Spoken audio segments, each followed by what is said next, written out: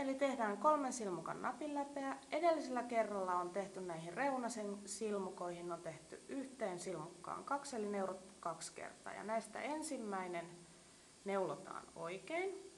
Sen jälkeen kavennetaan täältä, päätellään 5 siten, että neulotaan tuolta läpi silmukka 1, 2,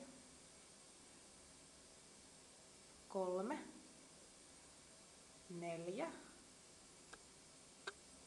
ja 5. Ja siirretään tämä silmukka vasemmalle puikolle odottamaan. Nyt me luodaan sitten uudet silmukat tähän napinläven päälle. Eli siirretään tämä silmukka, joka on oikealla, niin vasemmalle puikolle.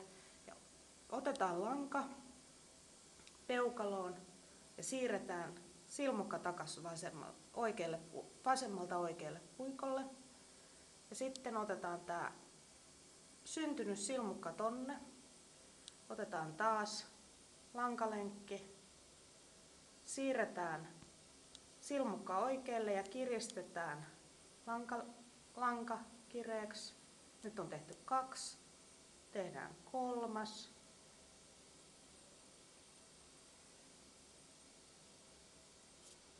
Ja sitten tehdään vielä 4. Näin.